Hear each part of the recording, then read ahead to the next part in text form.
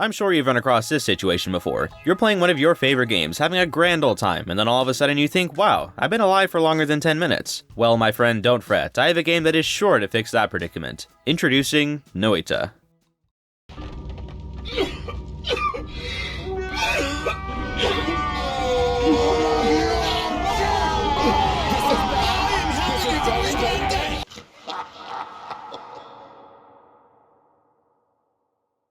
Okay, in all seriousness, I have logged in a good few hours now in Noita, and those hours were so interesting that it is now my responsibility to impart upon you the beauty that is Noita. So, let's talk about Noita. Firstly, what is Noita? Well, it's an action-adventure roguelike developed by Niilo Games that has you, a witch, traversing through a deep tavern, defeating the enemies along the way and collecting items as you progress. However, in typical roguelike fashion, all that progress will be stripped away upon every death, and you replay the game in a modified version of said tavern. And in this game, well, let's just say you die many times. Luckily, some cool stuff happens while you're alive. One of the big gimmicks to this game is that every single pixel is physically simulated, meaning that you can burn, destroy, explode, or do whatever to anything and it will probably react, leading to fun little things like...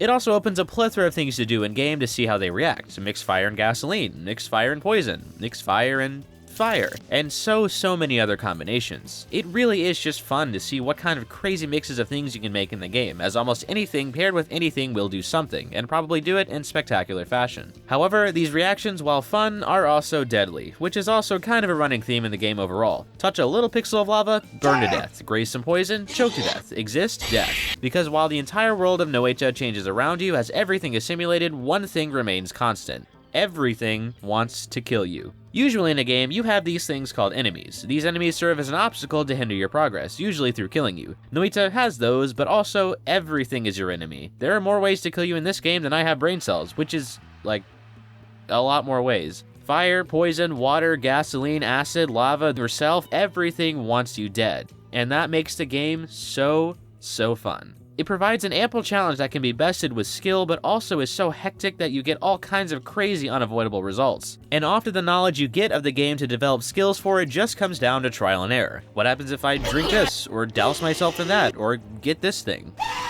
It's all a giant destructive educational process. And because Noita is a roguelike, you can learn through trial and error again and again and again.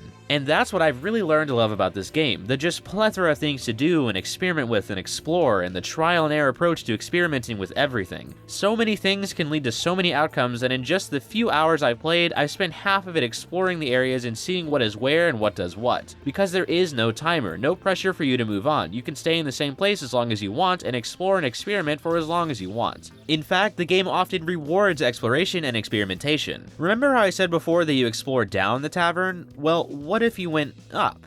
Not gonna spoil it, but it's pretty cool. But don't you worry, you don't have to experiment and explore all day. If you so choose, you progress down the tavern, passing through a multitude of different biomes with all kinds of enemies, wands, potions, new environments, and more to encounter. So let's talk about those. As you guessed, the wands are your main defense against the enemies and everything else in the game. There are tons of wands in the game to acquire and use, which again adds to the giant amount of experimentation in the game. As for the wands, there are stats and properties for each, along with empty slots, which can be filled with any number of a large number of spells or modifiers. This means that there are probably hundreds, thousands maybe, different wands to find and use in the tavern, and wouldn't you know it, you find out about all those different wands and spells and modifiers with trial and error. Some wands make you a deity, others create humorous effects on the environment and your poor enemies, and some kill you.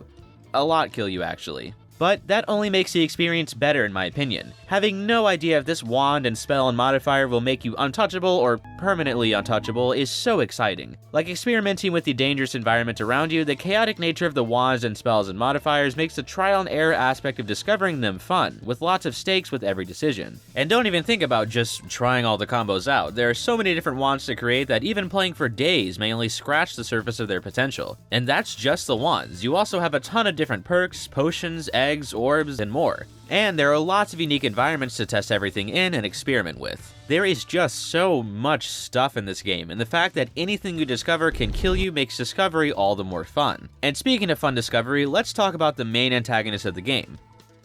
Okay, one of the main antagonists. The enemies. Like everything else in the game, there are a plethora of enemies to face off against, and also like everything else in the game, they want you dead. So how do you defeat these enemies? Well, you pick. Shoot them, burn them, poison them, detonate them, whatever you think of that can kill them probably will. Because luckily, since everything is trying to kill you, you can use a plethora of deadly things in the game to kill everything else. It's again all about that experimentation, and you can have fun nuking enemies at the same time. And there are lots of enemies to nuke, with loads of different species and variants, all with unique attributes to fight against. It's so fun to find out all the different ways enemies react to different things, and all the ways you can kill enemies, which probably says something about myself since I enjoy that so much, but the point is it's fun. And of course, along with enemies, there are bosses. I'm not going to spoil anything, and I myself have only faced one, but from what I've gathered about the bosses, they, like everything else in the game, are 1, super cool, and 2, want to kill you. So how exactly do you find these deadly bosses? Well, of course, through exploration and experimentation. A lot of the bosses in the game aren't just thrust at you, you have to search for them. Some require specific actions to be awoken, others require you to find a specific area to fight them off, often involving out-of-the-box thinking to reach the area, and others combine those options and more. And again, we see the game rewarding exploration and experimentation, as the bosses you find give you the satisfaction of finding and beating a boss, and often they give you some form of assistance, whether that be a wand or max health or something. Oh, but don't think you can just beat a boss. No. Pretty much all of them require some extra thinking to figure out how to defeat them, as often just shooting straight at them won't do much. Again, not spoiling anything, but a lot of them take some out-of-the-box methods to defeat, found through, you guessed it, experimentation. Or looking it up on the wiki, I guess. Kind of ruins the point, but whatever floats your boat.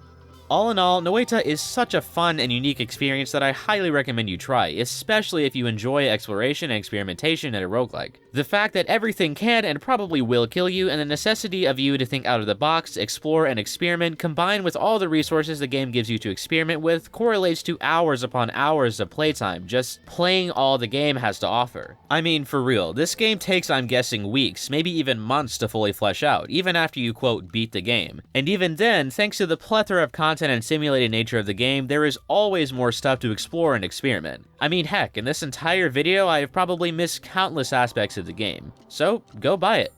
If you want. It's worth it though. Or at least I think it is. So, go buy it. And of course, what do you all think about Noita? To those who played it, what was your experience like? And to those who haven't, does this game sound like something you'd buy? Be sure to let me know in the comments. Now, if you'll excuse me, I'm going to go douse a giant floating eye in gasoline and ignite it with giant explosive crystals while I myself am probably on fire. Just another day in Noita.